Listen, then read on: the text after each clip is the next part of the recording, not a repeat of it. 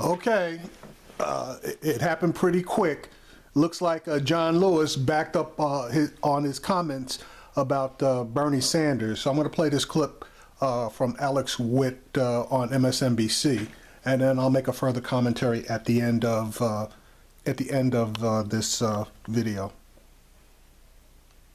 Today, as we were talking about just a short time ago, Congressman John Lewis releasing a statement to clarify comments he made about Senator Sanders on Tuesday. Quote, "I said that when I was leading and was at the center of pivotal actions within the civil rights movement, I did not meet Senator Bernie Sanders at any time.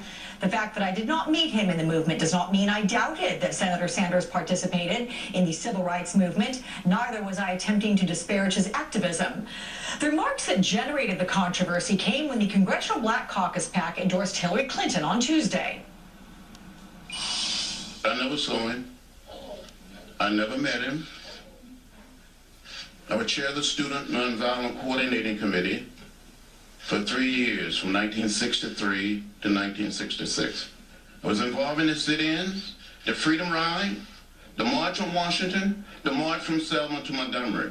But I met Hillary Clinton. I met President Clinton. Let's bring in Ben Jealous, former president of NAACP, currently a senior fellow at the Center for American Progress, and Ben has endorsed Bernie Sanders. Good to see you, Ben. Thanks for joining me. Good to see you. Hope you're feeling well. I am. Thank you for asking. What about Congressman Lewis's new statement? What do you make of that? Look, John Lewis is a decent man, and I'm glad that he came forward and really kind of backed up his statement some. The reality is that he hurt a lot of people when he made those comments. It's hard to see folks when they have your back. And the reality is that Bernie Sanders had John Lewis's back. Bernie Sanders was the chairman of the Congress of Racial Equality at the University of Chicago, who led them into merging with SNCC, led them into merging with John Lewis's organization. And the reality is that there are a lot of people, my mom included, who were active with SNCC and active with their sister groups that John Lewis never met. And yet their work was significant and important. And so, I think it was decent of him to back this up and back it up so quickly. Why do you think the CBC PAC endorsed Hillary Clinton? I don't know. I know that when my good friend Congressman Meeks gave his speech centered on loyalty. And loyalty in politics is a big deal, and I get that.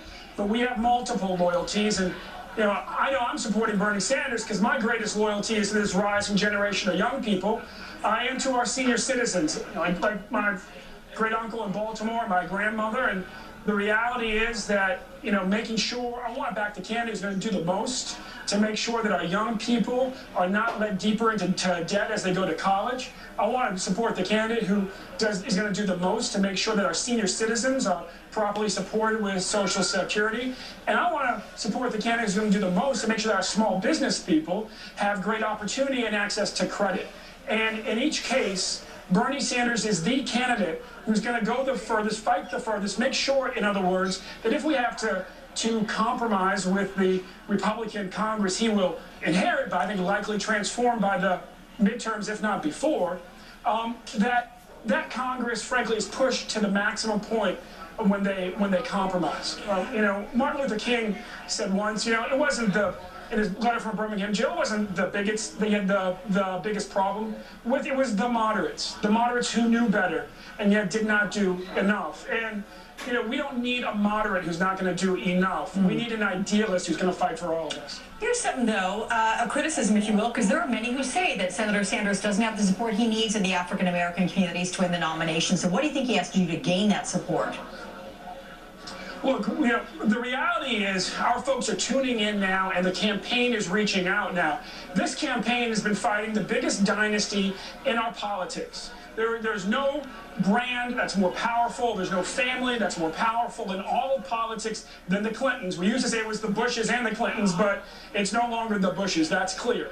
And so I think folks understand that when you are an upstart, and he started off at 3% in the polls, he was an upstart, you got to focus on Iowa, you got to focus on New Hampshire. And if you get beyond that, then black folks, we're willing to really look seriously. We want to know you're a serious candidate because we're serious about our vote. Our folks are starting to look at Bernie. Bernie now is out of New Hampshire. He's able to reach out, and folks are increasingly liking what they're seeing. I've talked to a lot of folks down here who are switching their endorsement. I've talked to a lot of folks down here who are fired up for Bernie. It is clear Hillary Clinton has hit her high water mark with black support, and every day more and more of it turns over to Bernie. And the only question is how fast and how far. I'm curious about the candidates who are in a virtual tie heading into the Nevada caucus. That's 1 week from today. Then the next primary, where you are in South Carolina, that's 2 weeks from today on the 27th. Can momentum from Nevada, does that influence the vote in South Carolina? Are there like-minded voters there? Oh, absolutely. Look, most of the Latino community, which is big in Nevada, and not to mention virtually all of the black community there. These are the two big blocks, if you will, in the Democratic Party. They're two of the biggest ones, very much aligned with the voters here and the voters on Super Tuesday, especially Super Tuesday, where you have states like Mississippi and Texas in play. And so, yeah, what happens in Nevada is just important as what happens here in South Carolina. And Super Tuesday is very much in play.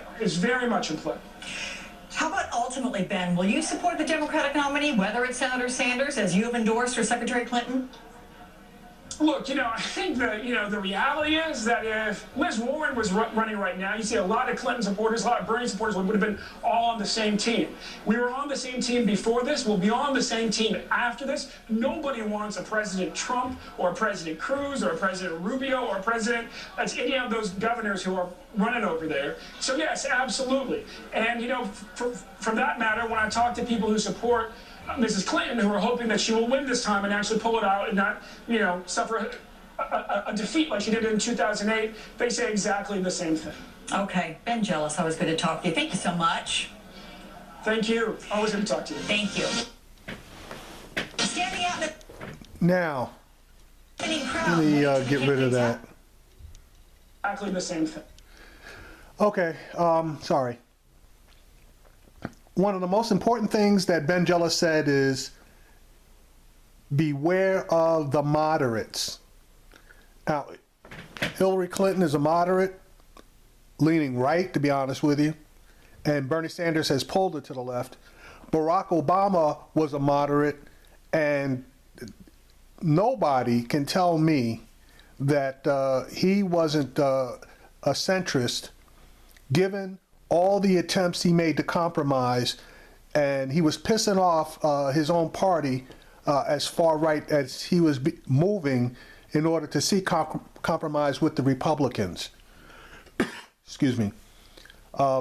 If the Republicans had been smart, they would have made the agreement on the budget that would have hurt all of the middle class and poor people. They would have reduced Social Security benefits to people. It would have reduced the social safety net to people. But the Republicans thought they had him on the run and could push him further right than he was able to go. Thank God for that. And now, exactly what we need is somebody that is far left as possible so that they do get in there and start having to deal with the Republicans. If they have to be pulled from the left, there's a whole lot more room to negotiate if you're far, far left than if you're center left or center right. Now, the other thing that I wanted to mention, John Lewis basically gave a comment, and you didn't see all of it, but he basically doubled down on his relationship with the Clintons. He tried to indicate that he knew the Clintons back in the 70s, and even that's not true. In Bill Clinton's memoirs that were published in 2005, John Lewis has comments in that book that indicated that he didn't actually meet Bill Clinton until I believe it was 1991, when Bill Clinton was the governor of Arkansas, and John Lewis met him at that time and then introduced him to members of the Congressional Black Caucus who really had no interest in him, But they basically said after they met with Clinton how comfortable he appeared to be talking to African Americans. Why, if he was well known to the Congressional Black Caucus, John Lewis, etc., would they make that particular comment? Doesn't make sense unless they were meeting Bill Clinton for the first time. And Hillary Clinton wasn't even mentioned. So, you know, there's a lot of bullshit going on, and you really got to dig in deep to actually find out what the hell was going on. And John Lewis, he needed to shut up after he gave that quote-unquote apology towards Bernie Sanders, and not made any further mention of his relationship with the Clintons, which now appears that he's continuing to straight out lie.